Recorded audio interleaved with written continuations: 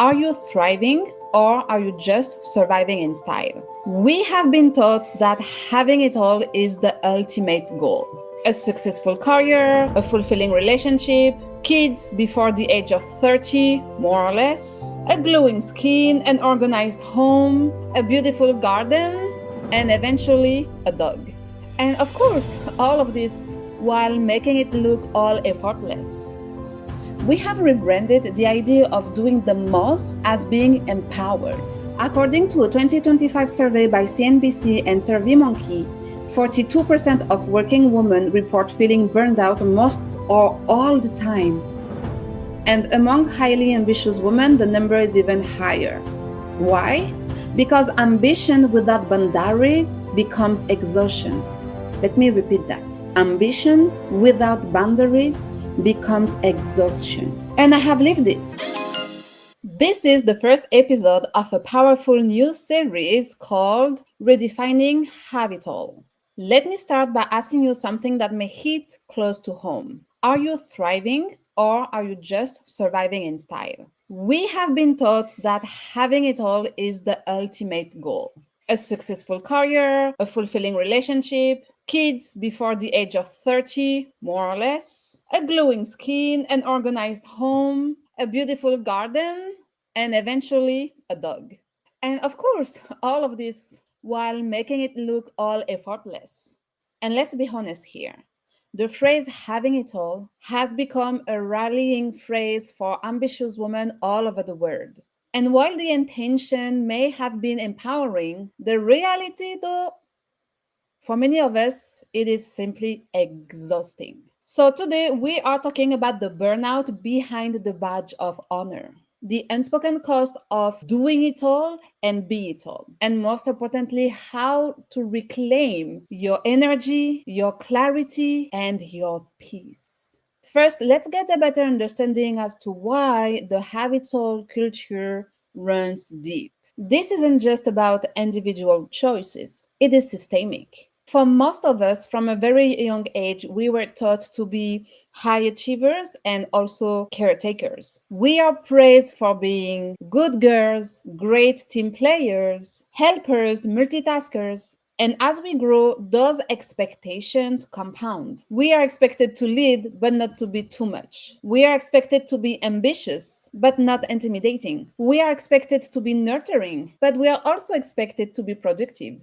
According to the American Psychological Association, women are significantly more likely than men to experience chronic stress due to multitasking and emotional labor, especially those aged 30 to 49, who are often balancing career and family responsibilities. Often we internalize that our value is linked to our productivity. The more we do for others, the more we are worth it. How many roles can we juggle? And how flawlessly can we perform all of them? But that badge of honor, though, that badge of honor is often masking a deep and quiet exhaustion. And unfortunately, I can talk from a place of experience. Let's talk about this tension about being empowered and being overextended. Or, in other words, the reality of having it all. I don't know when, I don't know how, we have rebranded the idea of doing the most as being empowered. In my opinion, and let me know if you think otherwise or if you agree with me, real empowerment means having the freedom to choose and sometimes choosing less. According to a 2025 survey by CNBC and SurveyMonkey, 42% of working women report feeling burned out most or all the time. This is sad. This is sad. And among highly ambitious women, the number is even higher. Why?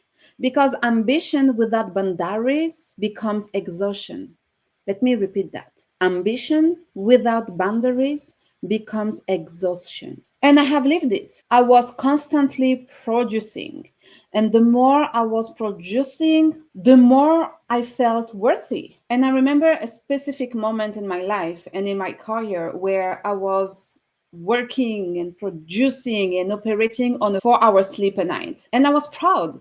I was simply thinking that, I don't need to sleep that much. I don't need to get that much rest because I'm a high achiever. I have a high level of productivity. So that's perfect. That's fine. And then one day I was at the office and I would go to the bathroom, cry myself out, and go back to the office like if nothing had happened, like if I was okay and everything was normal. And I was doing so until one day I'm in a boardroom speaking to high profile leaders in one of the biggest bank in Canada. It was a special meeting for Women's Day and to talk about the status of women entrepreneurs and women leadership. And I was leading the conversation, standing tall, being proud, showcasing my expertise, running the show. And I could feel it coming up, coming up, coming up, coming up, coming up. And I wanted to cry so badly. And I was trying to hold it. At some point, I just grabbed the glass of water of the person that was next to me, a gentleman. I was like, sorry, I need to drink.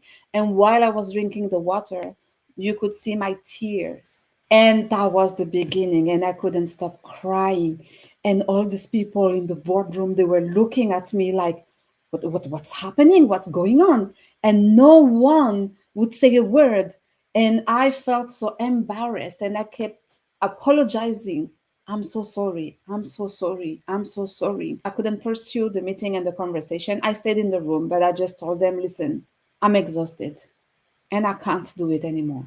This is weird for me to do that because if you know me, follow me on social media, you know that I have high standards. And then just crying, that was so unprofessional. But on the other side, to tell them that I was exhausted and that I couldn't do it anymore, it just opened up to being vulnerable. For the past few years, vulnerability in leadership has been trending. For me, it was way before that was even a thing. And when I told them that I was exhausted, I was surprised to see some of the people in the audience telling me, but Darine, we didn't know why you didn't talk to us. We would have supported you. We would have helped you. And for me, that was just unbelievable because it never, never, ever crossed my mind that I could ask for help. And beyond my experience, I want to share with you what I learned, which I believe is the most important. Burnout is not a badge of honor. It's a signal that something needs to change sooner rather than later. A signal that your heart, your body, your mind, your soul is asking for space, for stillness, for grace. Because let's be real here. I want to share with you a different perspective. Once we have it all, once we have done it all, do we feel fulfilled? And the truth is, not always. Let's go through the science quickly because I want you to be able to identify your feelings and what your body is telling you. In my case, this is not something that happened overnight. It's not like one day or one night I woke up and I was paralyzed in bed. I have heard stories like that. That was not my case. All the little signs, all the things that you're going through, as small as they are, over time, there is a compound effect. So, what does it look like? The psychological signs of a burnout might be constant irritability or emotional numbness, feeling like nothing is ever enough. That was me. Resentment towards responsibilities that once excited you, brain fog, or trouble focusing. I did experience that one as well. When it comes to the physical signs of a burnout, fatigue that sleep doesn't fix, headaches, back pain, or digestive issues, insomnia, that was me as well, and feeling run down even after rest. I've lived through all those signs for months and maybe years without acknowledging it because you don't know what you don't know, right? So I didn't have a name to give it. So don't make the same mistake. And if you have been through it, don't repeat the same mistake. Going through burnout once wasn't enough. I went through burnout twice, and then the third and last time I had a breakdown that took me to the ER. So don't be that stubborn. Trust me, it is not worth it. And one of the reasons I believe it's so much difficult for us women to identify it or to be able to put a stop to such situation is when we tie our identity to being the strong one, the capable one, or the woman who never drops the ball. We don't just lose energy, we lose ourselves. Resentment starts to build towards our job, our kids, our partner, our career. We are so busy running, we are so much on the go, go, go, that we simply forget how to be. And self-neglect become our norm. We go down, down, down, down to the bottom of our list of priority. We start skipping meals, we delay rest, and ultimately we silence our own needs. And here's what the data says. According to McKinsey's Women in the Workplace report, 1 in 3 women say they have considered downshifting or leaving their careers due to burnout. And yet, most keep going out of fear, guilt, or sheer habit. It hurts. It does hurt to know that we do that to ourselves. What for? To meet society expectations, not to be judged. And as I'm talking to you, I'm really thinking like, do we really want to avoid to be judged by others, or are we avoiding to judge ourselves? Who is the worst critics? I believe we are our own worst critics. If you have been listening to this podcast, you know that I keep it real with you, but also once we know the fact, once we understand the gravity of the situation, what can we do? How can we reframe it? How can we shift the energy? What can we do differently in order to get out of a negative situation, in order to build ourselves up into something more positive? Because we were born to stand out. We were born to stand out being ourselves. So let's take a look at what empowerment isn't versus what empowerment is or should be. Empowerment isn't hustling 24/7, saying yes to everything, smiling through your overwhelm, sacrificing yourself in the name of success. This is not empowerment. Empowerment should be having agency over your time and energy, saying no without guilt, choosing progress over perfection. And if you are a perfectionist, I encourage you to listen to one of my previous episodes on the perfection trap and how we can get out of it. And last but not least, prioritizing joy and rest as much as productivity. Because the truth is, you don't have to break yourself to prove your strength. So here is my question for you today. Is the way you are living actually working for you? Truly working for you? If you were not trying to be everything for everyone, what would you let go of? What would you choose to keep because it fuels you, not because it's expected of you? Let's break it down to the practical. Here are 3 things you can start today. Do a burnout audit. Write down everything you are carrying this week, tasks, roles, responsibility, and let's do it only for this week because I know you already have a lot in your plate.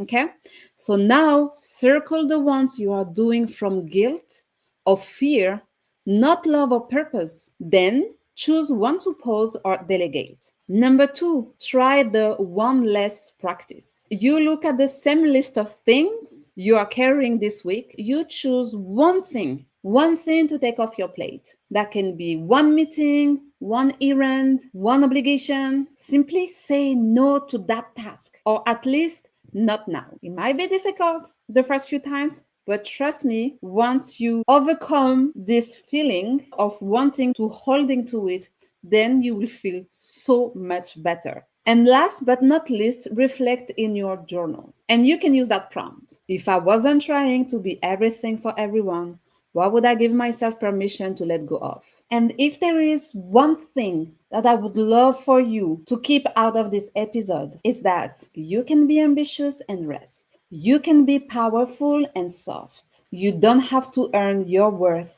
through exhaustion. That's all for today's episode, but this is just the beginning of the conversation. In next week's episode, we are diving into the superwoman syndrome, where it came from, why we still believe in it, and how to finally let her go. Until then, I would love to hear from you. What's the one thing you are taking out of your plate this week? You can leave your response in the comment or you can simply DM me. Let's have this conversation. I strongly believe this is how we become successful, by opening up, sharing our struggles, our progress, and supporting one another. And don't forget to share this episode with another woman, with all the women in your family, in your community, in your network. It could help more than you know.